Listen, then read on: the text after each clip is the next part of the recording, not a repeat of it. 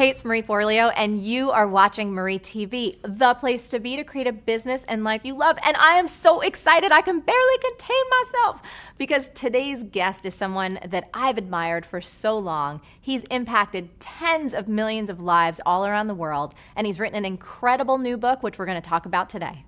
Tony Robbins is a best-selling author, entrepreneur, and philanthropist. For more than 37 years, millions of people have enjoyed the warmth, humor, and the transformational power of Mr. Robbins' business and personal development events. He's the nation's #1 life and business strategist. He's called upon to consult and coach with some of the world's finest athletes, entertainers, Fortune 500 CEOs, and even presidents of nations. Robbins is a founder of or partner in more than a dozen companies in industries as diverse as a 5-star island resort in Fiji to custom 3D printed prosthetic limbs. Through the Anthony Robbins Foundation and his matching funds, Tony feeds 4 million people per year in 56 countries.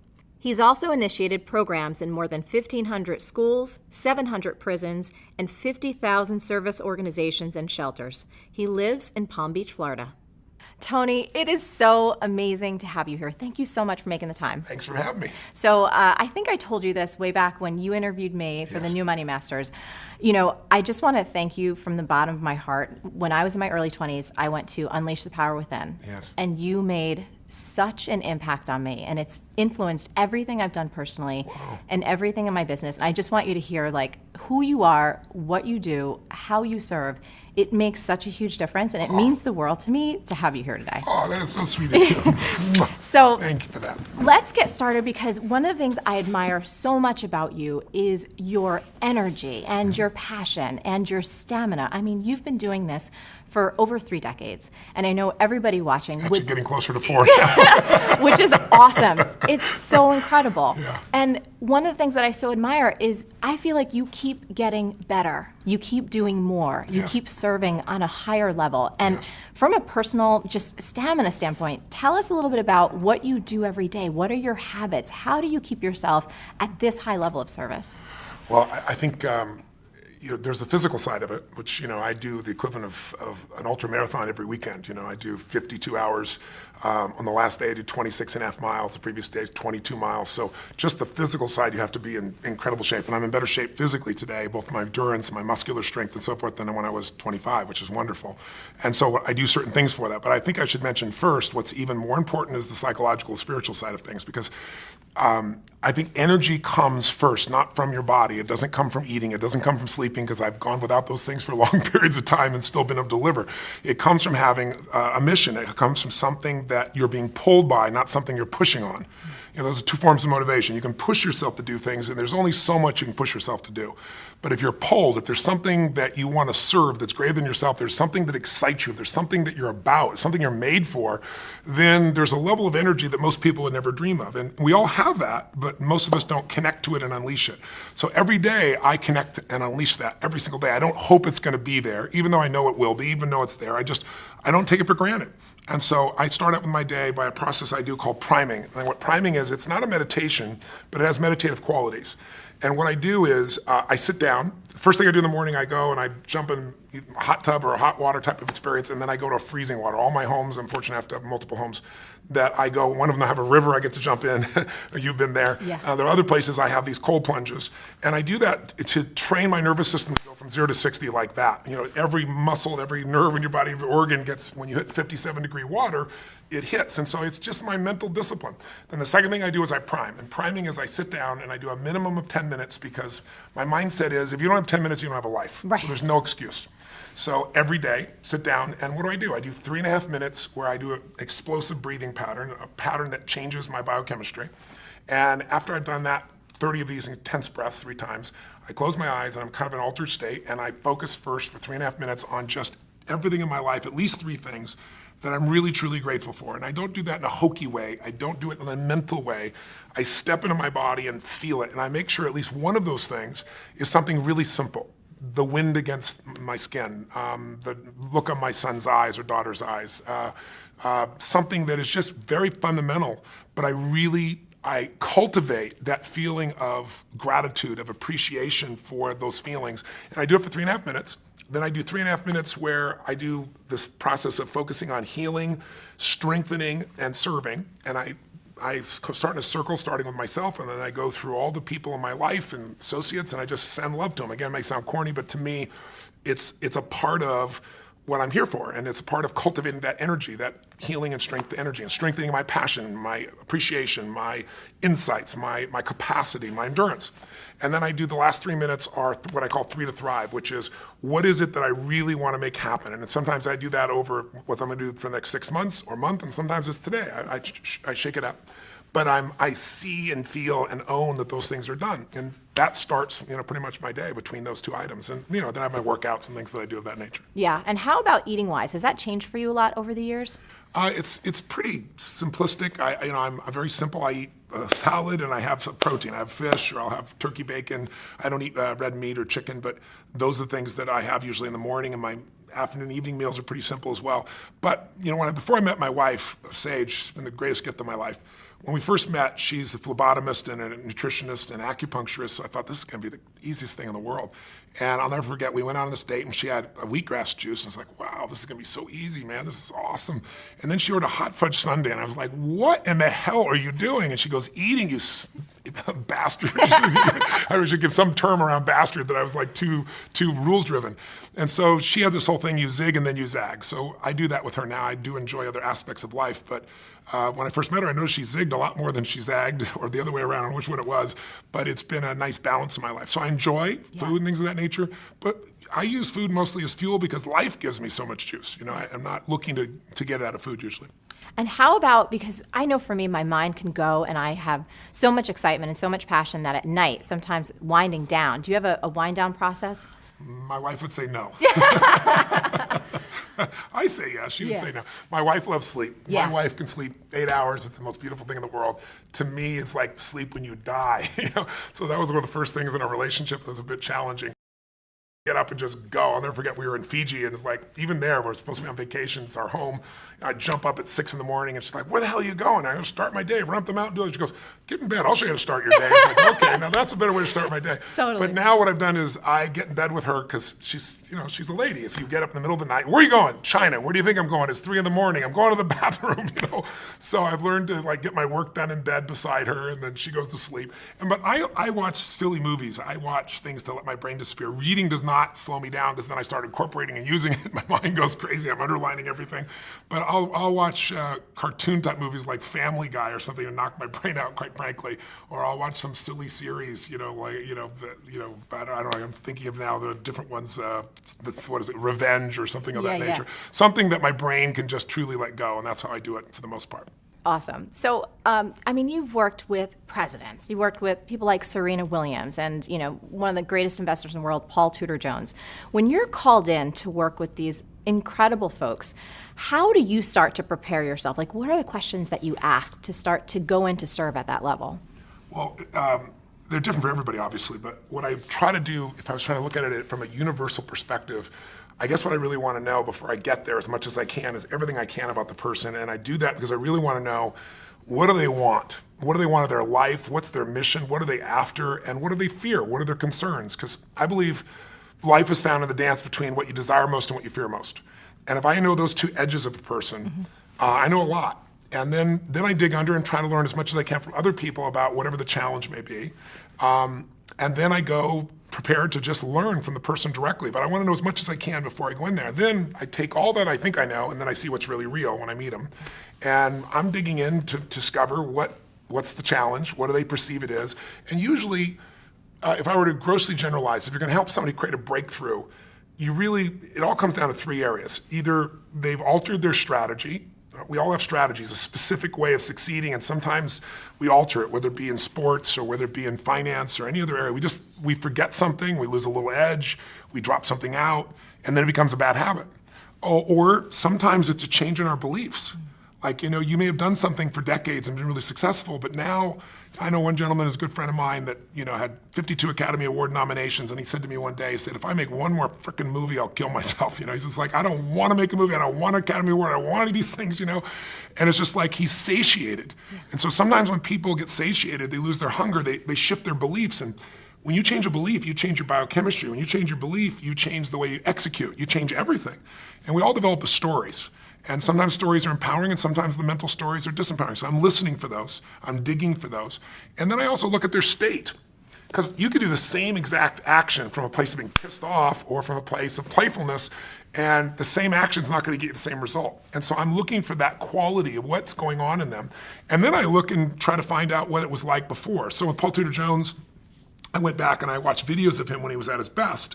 And I saw how he used his body and the way he moved, and I saw him now sitting still and kind of slumped over, and he'd broken his leg, and he had talked at a different tempo. So I look at biochemically what's happening, physiologically, I look at psychologically what's going on, and then I look at structurally what they're doing. And then I develop a plan to help them get back to where they were and beyond, to better performance than they had before. Incredible. The other thing that I was fascinated I wanted to ask you so bad, you probably accomplish more than most people do in, I don't even know a time frame.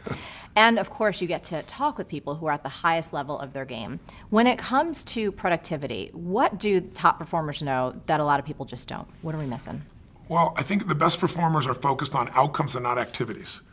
If you try to manage your to-do list in the world we live in today, where most of us have multiple roles, we're trying to be a great business person, a great husband or wife, great father, great community member, or whatever, there's just so many roles, you can never get all your to-dos done.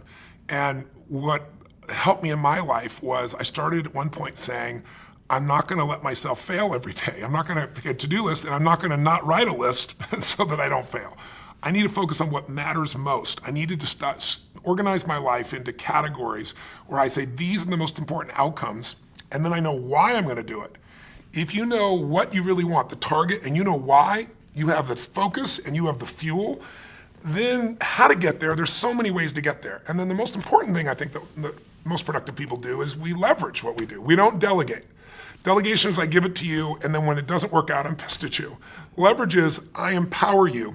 If I'm leveraged, I'm still part of that, and I'm going to make sure you succeed. I'm going to follow up. I'm going to make sure before the deadline I touch base with you. I'm going to make sure you have the resources to succeed. But what I do is empower people, go, here's the outcome, here's the why. I get you and I aligned with the outcome and the why. You figure out how you want to do it. I'm open. You want brainstorm with me, I'll do it. You'll probably come up with better ideas than I do. And when you empower people to come up with their own how, and they know what and why, you can get the job done 100 times faster, especially if you get a group of people. I'm a big believer that early in my life, I thought I was such a smart person. I'm going to solve all this stuff. Part of it was being responsible, and part of it is ego that we all have inside ourselves if we've succeeded to a certain extent. I said, this is bullshit. You know what? Instead of one person solving 12 problems, I want 12 people to solve one problem. And I developed that practice, and I began to find that people that many people thought weren't going to contribute had insights nobody else had. I really got it from Steve Wynn. Steve Wynn's a dear friend of mine, and he's rebuilt Las Vegas, one of those brilliant men I know, multi-billionaire. And Steve really learns the most from the bellmen, from the people that would never make it into the C-suite. He learns what customers are feeling, what they're experiencing, how to have an impact, what needs to be changed, because these people are on the front lines. So I'm a big believer that you need leverage. And if you're just starting out in business, I know a lot of people that will probably watching your shows are watching you because you're a successful businesswoman who's built your own entrepreneurship. You've done so many great things. I think in the very beginning, the hard thing is you think you can only do it yourself, and then there's only so many hours, and you've got kids and family and friends, and how do I do it all? The answer is you hire someone.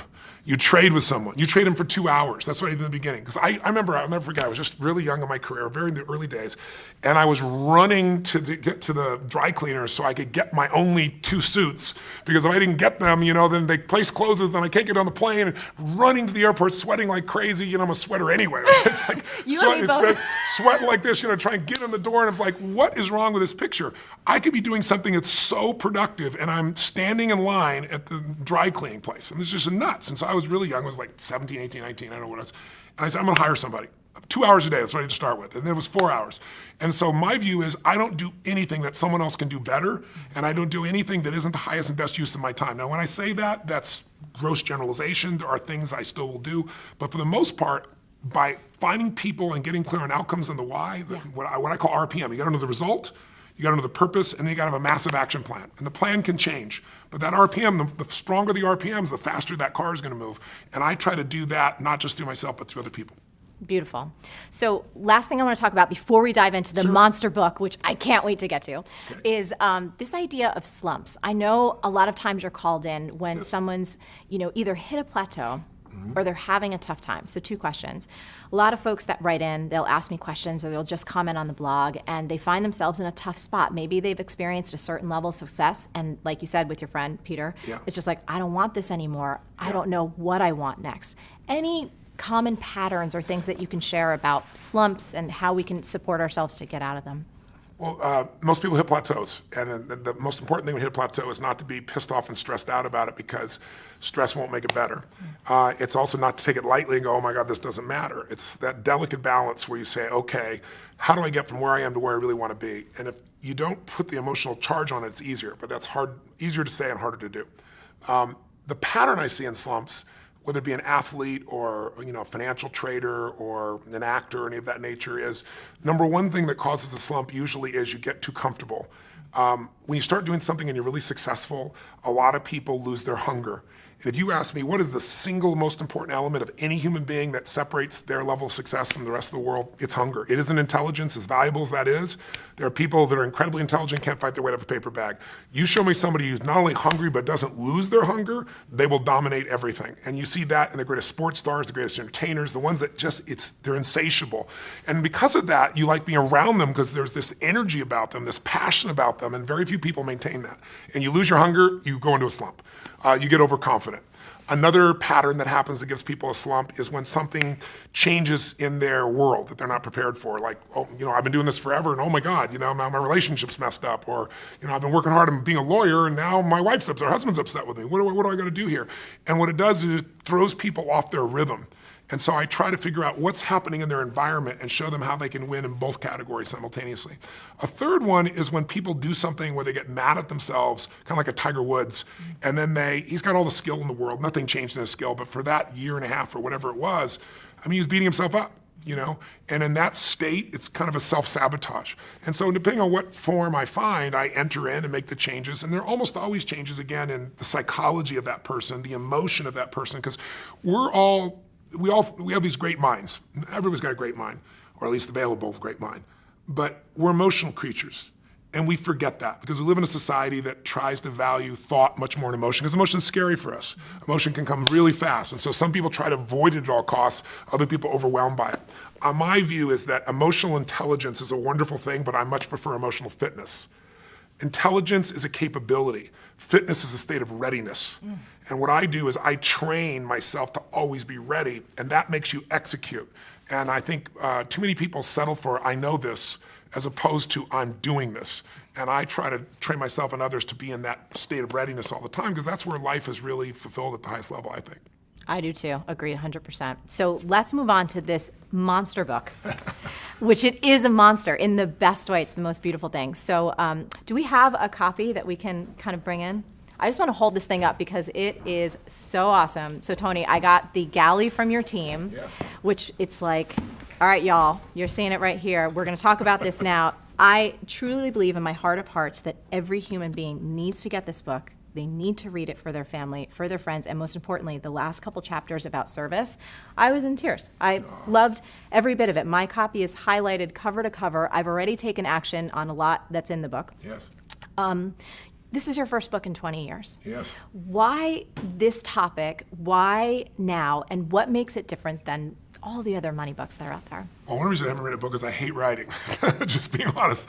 I'm on a plane about every 4 or 5 days. I go to 15 countries. I see 250,000 people a year. I love the live event. I love the spontaneity. You get to do something new constantly. You get to see what's really going on with a human being. And writing is an isolated, by yourself process that God bless the people that do that stuff. But I got pushed over the edge because there's only a few subjects in life that really affect the quality of your life, right? There's your body. There's clearly your relationships, your emotions, and money is one of those places. And I've shared with people a lot about this, and I grew up with in a very tough environment financially. We had no money. There were times, our car was repossessed. There were times we had no food. So, and it didn't last, but it was one of those places where you had that uncertainty all the time. And so when 2008 happened, that's what pushed me over the edge. Because when I started seeing so many people losing their homes, losing half of what they saved for their whole life, and then I kept thinking, well, the government's going to do something because this is this is a raw, horrific situation that's been brought about by a small number of people. By 2010, when nothing had been done, I was mad, and I was reading every article, I was watching every documentary, and the final one that just pushed me over the edge was called Inside Job. I don't know if you saw it, but I have it ordered on Netflix. Okay, yes, yeah. It's Academy Award, won the Academy Award. Matt Damon did the voiceover. But what's amazing is they systematically showed who specifically virtually destroyed the world economy, and then showed that the punishment they got is not only all of us bailing them out, but they were put in charge of turning the economy back around and giving more money to do this again. So at the end of this film, you understand what happened, but you have one or two emotional responses depending upon your personality. Either you want to kill somebody, you're so angry, or you're depressed because there wasn't one solution to the whole thing. It's a beautiful documentary, but not one solution. I'm a solution guy, so I was like, something's got to be done. I know I'm not the only solution, but I have a unique gift. I have access. Because most people don't know, they think of me as the motivational, positive thinking guy. That's never what I've been. I've been a strategist my whole life, and Paul Tudor Jones, one of the top 10 traders in the history of the world, has been my client for 21 years. Literally every single day, he emails me, I measure him a variety of things, I see him face to face. I've been with him side by side when the tech crash in 2000, in 9/11, when he went through the subprime crisis, 2008, the fall in gold, and he's made money every single year for 21 years. And even beyond me, his firm has made money for 28 years. So it isn't just me, it's Paul.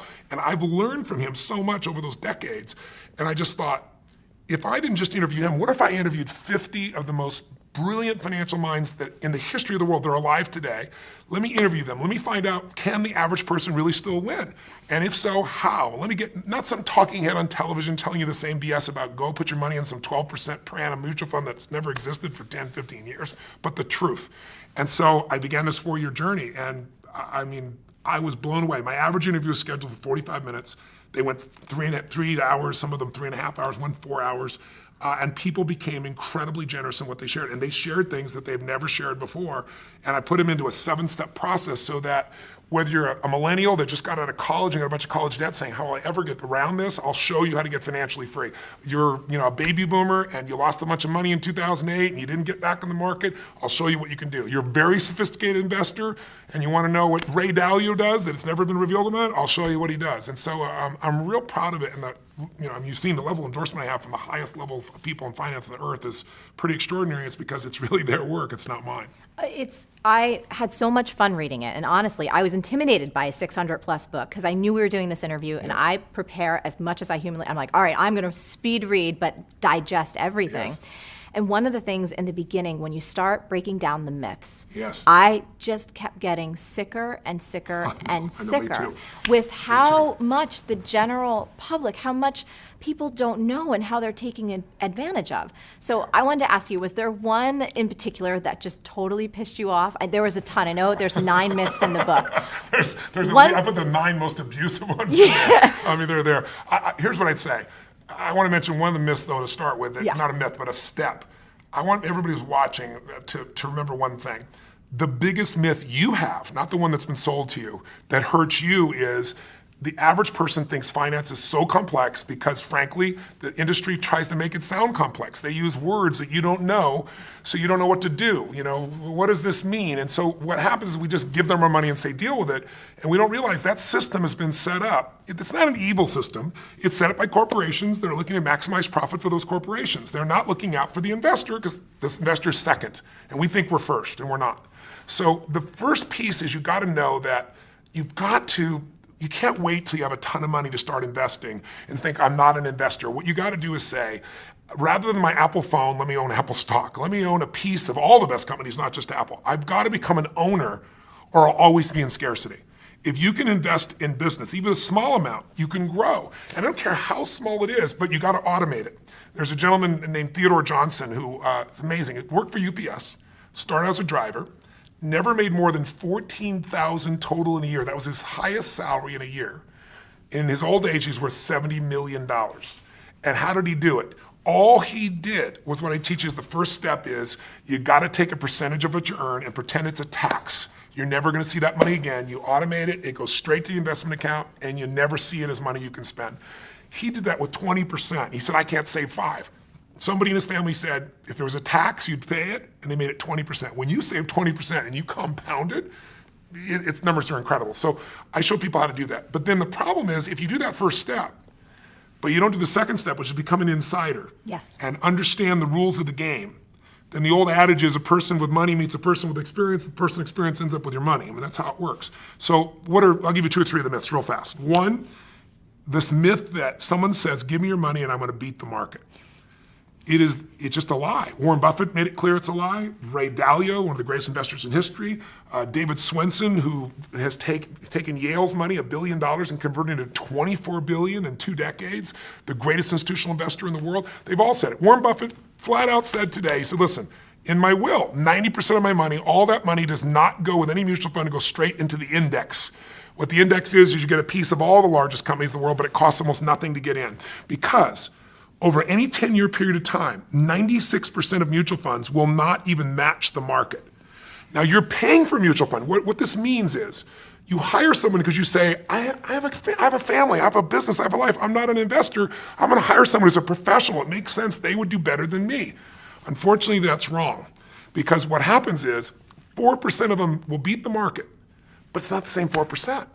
So your chances of finding the right one, have you ever played blackjack? Yes. So if you play blackjack, everybody knows you play for 21. If you go above 21, you're gone. If you get 2 face cards and they're sitting in front of you and you got a 20 out of 21, and you got the chance to stay or say hit me, if you hit you, there's only one card that'll get you to the other. It's an ace. If your inner idiot says hit me, you have an 8% chance of winning. You have a 4% chance of finding the right mutual fund. It's not going to happen. So what happens for people is they think they've been sold we're going to do better, and they might for a year or two. But what matters, you live off the long term. You don't live off the year or two, and they just don't do it. Warren Buffett has a bet right now with Protege Partners, which is a group that does hedge funds, and he said, you can pick 5 hedge funds. You can mold the best of them together. I'm going to own the market, which costs me next to nothing. You're going to get the hedge funds, which cost a lot. 10-year bet, who's going to win? Put up $1 million. Right now, they're 6 years into it. Warren Buffett's at 42%, they're at 12%, right? Wow. Just crazy. So the second thing is after getting terrible performance, people say, well, fees don't really matter, or they'll tell you it's only 1%. And I ask people all the time, how much are you paying? And they go, I don't know, or they'll say 1%. 1% is called the expense ratio. That's like the edge of the sticker price. If you read that 50-page prospectus in your mutual fund, even one of them has 50 pages, which you won't, you'd have a hard time with a PhD figuring it out. In fact, there's a man named Hilton Smith, I quote in the book, who spent 2 weeks, he's got a doctorate as an economist, took him 2 weeks to go through them all and figure out there are 17 different fees. And Forbes says the average fee is 3.12. Now, if you're watching right now, I'm sure I've lost your brain with all these numbers, so let me make it real for you. 1% versus 3%, big difference. Huge. Right? Here's the difference. Just like you grow by compounding like Theodore Johnson did, your fees also compound. And people don't know that when they hear that little number. So if you had 3 people and one gets 1% in fees, 2%, the other in 3%, they all get the same return. They start out with $100,000 at 35. For 30 years, they accumulate to 65 years old, 7% compounded. They all get 7%. The only difference is the fees. And when they go to retire, the person at 1% in fees is going to have $574,000. $100,000 to 574, not bad. If they added not another dime, pretty amazing. The person at 3% in fees will have $224,000. 77% less money.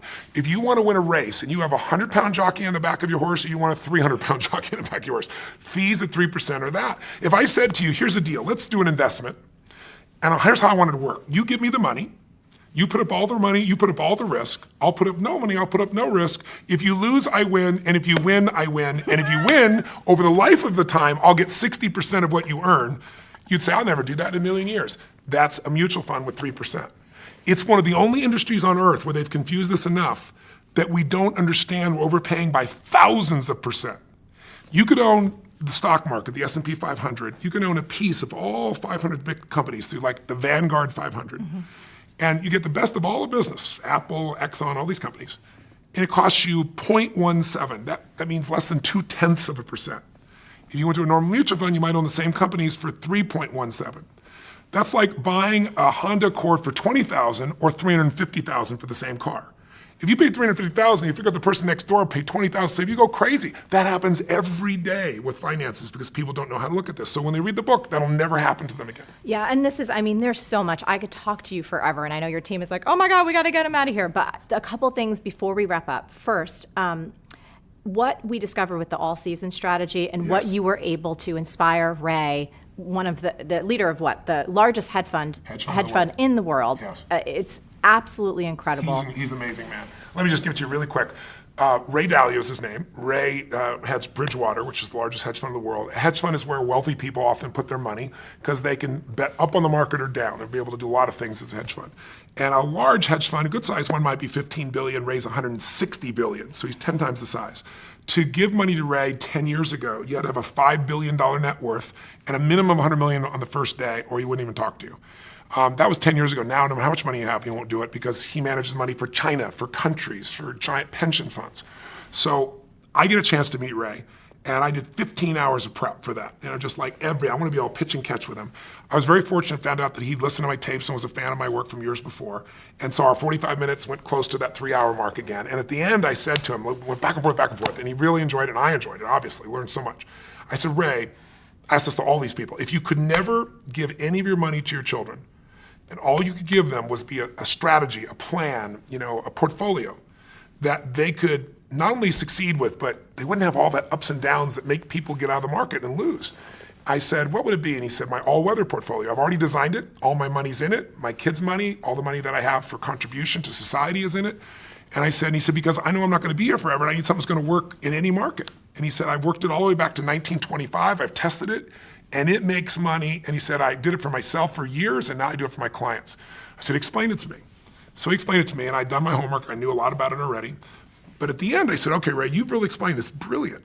You're showing me why in 2008, people that had half their money in stocks and they thought they were safe, half their money in bonds, like everybody tells you, a balanced portfolio, they both lost money. He explained why.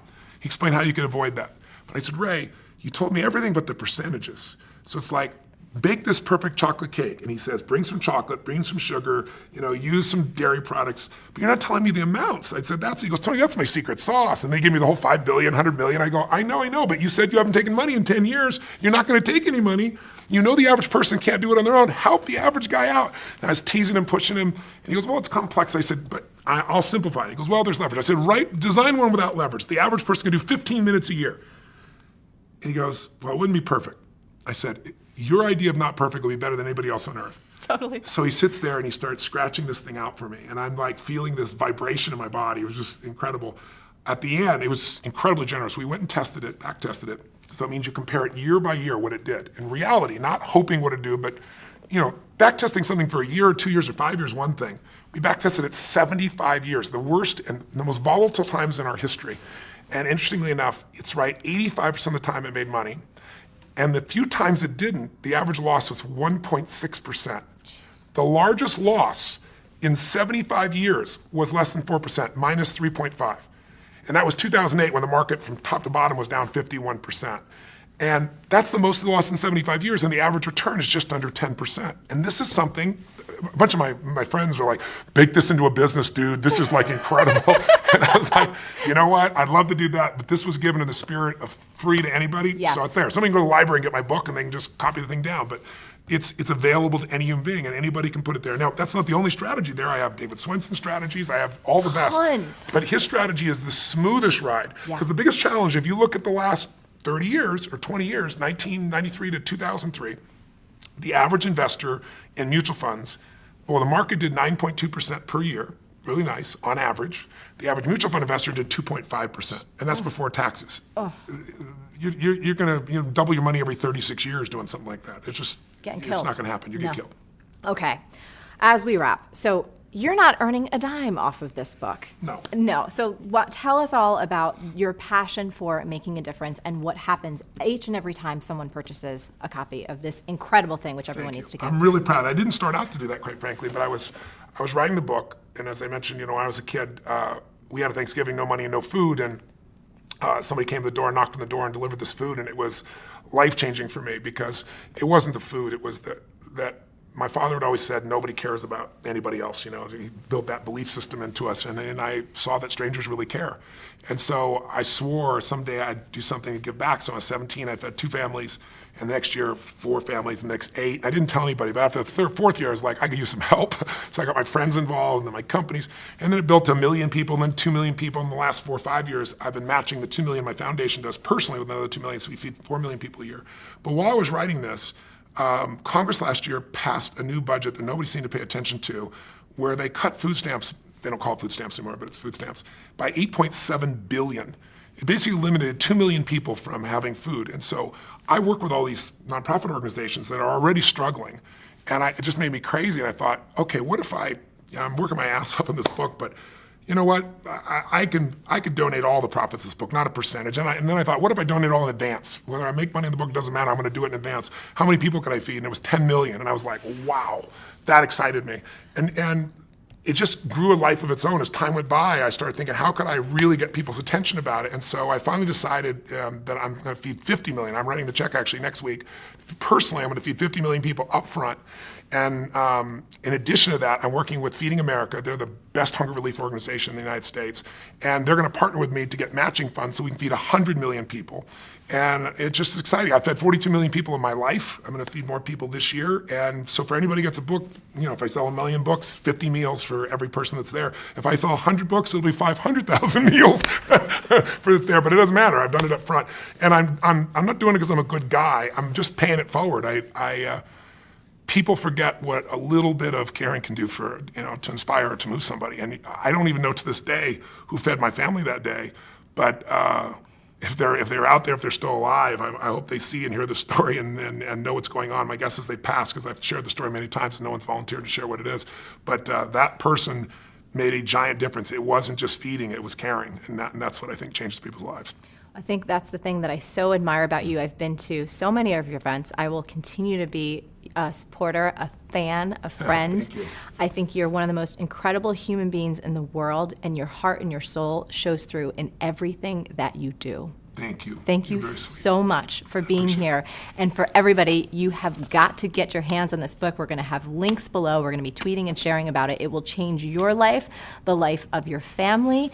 And like I said at the end, there's a beautiful piece about why it's so important for all of us to make a difference. Tony, thank you so much. I love you. I think you're It's so great. beautiful to see you again. Thank you. Thank you. Now, Tony and I would love to hear from you. What's the single biggest insight that you're taking away from today's episode? And more importantly, what's the biggest action you're going to take as a result of all of this goodness? Now, as always, the best conversations happen after the episode over at marieforleo.com, so go there and leave a comment now. Did you like this video? If so, subscribe to our channel, and I would be so appreciative, especially for this one, if you shared it with all your friends. And if you want even more awesome resources to create a business and life that you love, plus some personal insights from me that I only get to talk about in email, come on over to marieforleo.com and make sure you sign up for email updates. Stay on your game and keep going for your dreams, because the world really needs that special gift that only you have. Thank you so much for watching, and I'll catch you next time on Marie TV. Can I get a what? Whoop, whoop. You're getting Thank you, thumbs up. sweetheart. I appreciate that. I'm starting to feel better about myself already.